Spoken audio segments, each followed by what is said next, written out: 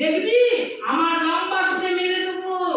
কেউ ভয়ে সব পালিয়ে যেত, সব হাতির ভয়ে সবাই পালিয়ে যেত।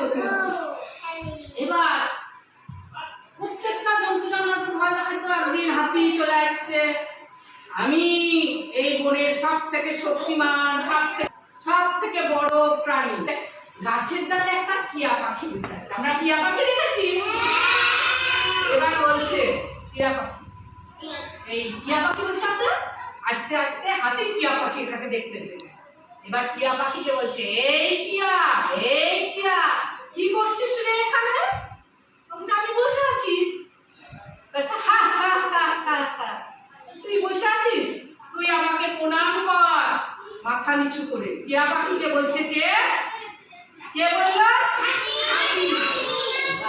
উত্তর না দিতে পারলে কিন্তু আমি আনন্দ না। এবার টিয়া পাখি বলছে, আমি কেন তোমাকে প্রণাম করতে যাবো? তো বলছে, জানিস আমি এই জঙ্গলের সব থেকে বড় প্রাণী আর শক্তিমান। আমি হা হা হা হা, জানিস আমি তোকে এক্ষুনি মেরে ফেলতে পারি। তো বলছে, মারো দেখি, আমি তোমাকে প্রণাম করবো না। কি বলছে? দেখবি হাতি কি করে সুর দিয়ে যে গাছে বসেছিল সেই গাছটাকে এমনি করে ধরে উল্টে ফেলে দিতে পারে না। হাতিতে গাছ ফেলে দিতে, আর পাখি তো উঠতে পারে, যে এমনি করে ফেলে দিতে পাখি পালিয়ে গেছে। কে পালালো?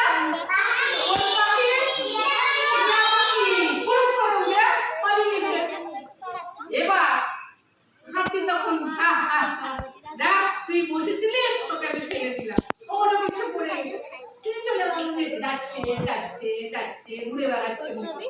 তারপরে একদিন নদীর জল খেতে যায় সুরে করে হাতি একদিন গেছে। এবার দেখছে একটা মাটি জড়ো হয়ে আছে একটা জায়গায়, সেইখানে পিঁপড়েতে কোথায় বাসা করে?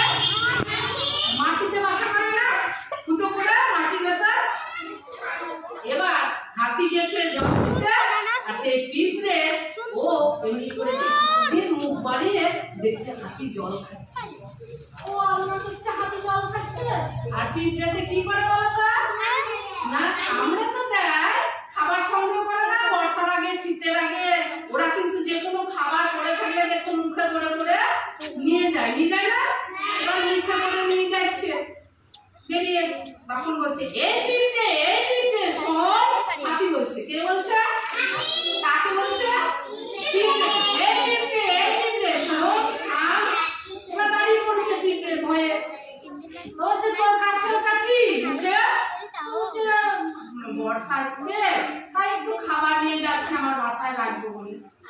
বলছে, ফেলে দে খাবার। বলছে, না এগুলো আমার লাগবে। দেখবি গিয়ে সুরে করে জল নিয়ে করে দিই কাকে। এবার ফু করে যে নিয়ে দিয়েছে জলে নিচে গেল খাবার, কি হলো? পড়ে গেল। আর তো মনে মনে পিঁপড়ে খুব রেগে গেছে, আর হাতি এদিকে হা হা হা হা করে ভেসে জল খেয়ে পালিয়ে গেল। আর পিঁপড়ে আবার খাবার খুঁজতে গেল। এবার পিঁপড়ে তো মনে মনে খুবই রাগ হয়েছে, কি করে হাতিকে জব্দ করা যায়। এবার হাতি গিয়ে ঘুমাচ্ছে, এমনি করে সুতা দিয়ে এমনি করে ঘুমাচ্ছে। এবার পিঁপড়ে চুপি গিয়েছে, গিয়ে কি করে পিঁপড়ে আমাদের নাকে কানে ঢুকে পড়ে না অনেক সময়, সুরের ভেতর ঢুকে পড়ছে। কার সুরের ভেতর? হাতি সুরের ভেতর ঢুকে পড়ছে। কিসে কামড়েছে রে বাবা? সুরের ভেতর আমার ঘিলু হলো রে বাবা, কিসে কামড়ায় রে? কে আছিস ভেতরে? বেরো। ও যত বলে তত জোরে কামড়ায়, রাগ হয়ে আছে,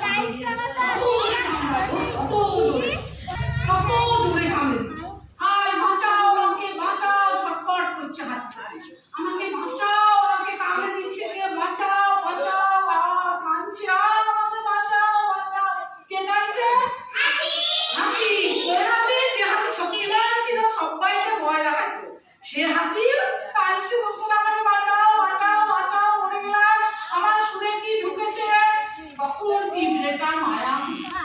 কি হলো?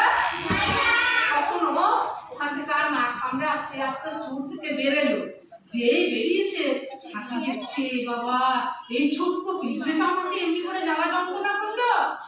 তো বলছে পিঁপড়ে ভাই তুমি আমাকে কামড়ে দিলা, আমার খুব ভুল হয়ে গেছে, তুমি একটু প্রাণী হতে পারো, তোমারও শক্তি আছে, শুধু আমার একা শক্তি নাই, তাই তুমি আমাকে